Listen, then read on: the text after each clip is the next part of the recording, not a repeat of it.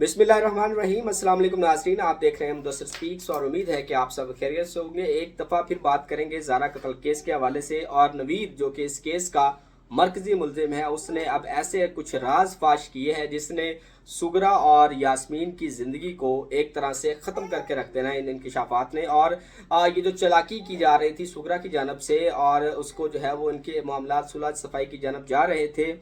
इसमें भी एक नया मोड़ आ गया। और इसके साथ साथ जो ज़ारा कत्ल केस का चलान तैयार कर रही है पुलिस, उसमें क्या क्या लिखा गया है और नवीद ने कौन कौन सी चीज़ें उसमें मेंशन की है दौरान तफ्तीश, और चलान का इसको बाकायदा तौर पे अब हिस्सा बना दिया गया है। इन्वेस्टिगेशन ऑफिसर की ज़ुबानी ये तमाम तर जो हकायक है वो आप देखेंगे इस वीडियो के अंदर। और उसके बाद चीज़ें जो है वो किस तरीके से डिजिटल सबूत जो है वो इकट्ठे किए गए, जिन्होंने इस केस के लिए बहुत ही अहम किरदार अदा किया। पुलिस के लिए काफ़ी रहनुमाई इसमें मिली, तो वो तमाम चीज़ें जो है वो डिस्कस करेंगे आज की इस वीडियो में। आपने इस वीडियो को एंड तक देखना है, क्योंकि आप इस के ऊपर जो है इसको फॉलो कर रहे हैं। मेरी ये कोशिश रही है कि पहले दिन से जो इस मामले के ऊपर है जो है वो तमाम तरह हकायक आपके सामने रखे जाए, और बिल्कुल अथेंटिक और जो एक हकायक के ऊपर मबनी कुछ चीज़ें होती हैं वो आपके साथ शेयर की जाती हैं, और इसके लिए अथेंटिक रिसोर्सेज जो है वो यूज़ किए जाते हैं। तो नवीद जो कि इस केस का मरकजी मुलजिम है, उसको पुलिस ने जब गिरफ्तार किया तो उसके बाद, उससे पहले बल्कि बात करें तो जो यास्मीन की वालदा है सुगरा, वो इस केस को जो है वो शुरू में इसके ऊपर नहीं मान रहे थे। तकरीबन 3 दिन के बाद जो है इन्होंने ये वाजे नहीं किया था कि इस केस के अंदर कोई मर्द भी शामिल है। नवीद का पहले 3 दिन तक इस केस के साथ कोई भी लेना देना नहीं था, और ना ही इन्होंने किसी तरीके से हिंट दिया था कि इस तमाम तर वाक़े के अंदर कोई मर्द भी मौजूद है। तो ये शुरू में खबरें आई थी कि ख़वातीन ने जो सास ने और नंद ने जो है वो अपनी बहू का जो है वो बेईमाना तरीके से कत्ल किया, इसमें मर्द का कोई भी हाथ नहीं था। लेकिन जैसे जैसे पुलिस ने इसके ऊपर इन्वेस्टिगेट किया, हर एक को अलग अलग तरीके से इन्वेस्टिगेट किया, तो इनका जो यास्मीन का बेटा है अब्दुल्ला, तो उसने सबसे पहले वो ब्रेक हुआ और उसने ये कहा कि लाहौर से एक मर्द को जो है वो बुलाया गया था, और उसने ये तमाम तर पीसेस जो है वो इसके किए थे, और उसको मारने में भी इसका अहम किरदार शामिल था। जब इसको गिरफ्तार किया गया नवीद को, तो वो भी इन्हीं के ही अब्दुल्ला के ही एक पॉइंट आउट करने के बाद गिरफ्तार किया गया, क्योंकि इसकी मौजूदगी का CCTV के अंदर कोई भी सबूत मौजूद नहीं था, क्योंकि इसको घर से के जो अकबी एक हिस्सा था, रास्ता था, वहाँ से इसको एंटर किया गया था। और ये तमाम तर कार्रवाई करने के बाद उसको डिस्पोज ऑफ करने तक के प्रोसेस तक ये वहीं पर मौजूद रहा, और उसी रास्ते से ही ये वहाँ से चला गया था। इसीलिए ये किसी भी जो है वो CCTV फुटेज में मौजूद नहीं था। नवीद को गिरफ्तार किया जाता है और इसको जो है वो 5 रोज़ा जिस्मानी रिमांड इसका लिया जाता है, और उसके अंदर जो है वो ये इसने तमाम तरह इंकशाफात किए कि किस तरीके से यास्मीन ने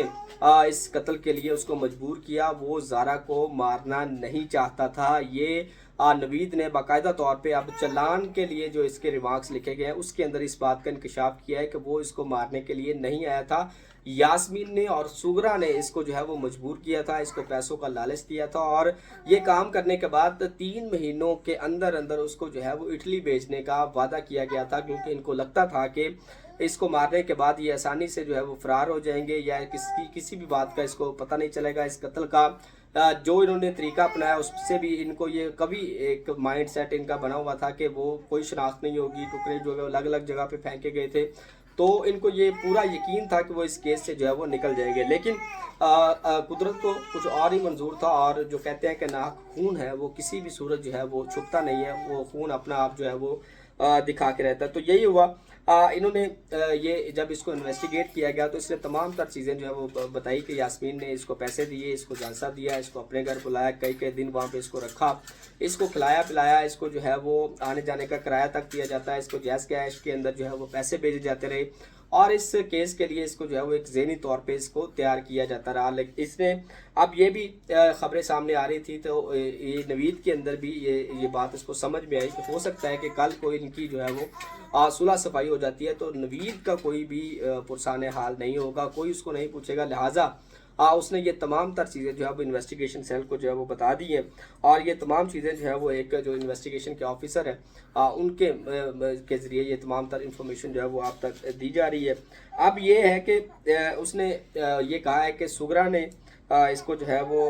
किया था, इसके लिए राज़ी किया था, और इसी ने इसको जो है वो इंगेज किया था। और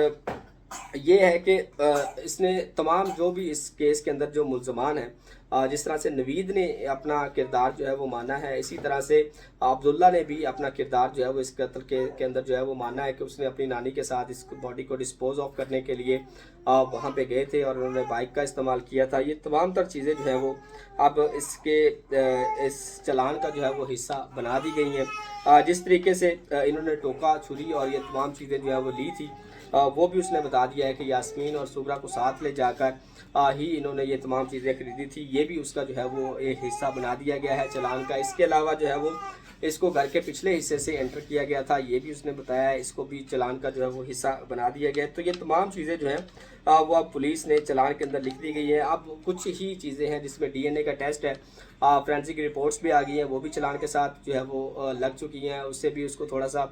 ورتی بنا دیا۔ اب ڈی این اے جو ہے وہ رپورٹ اس کا آنا باقی ہے، جو کہ بہت جلد جو ہے وہ آ جائے گی، اور اس طریقے سے پولیس نے جو ہے وہ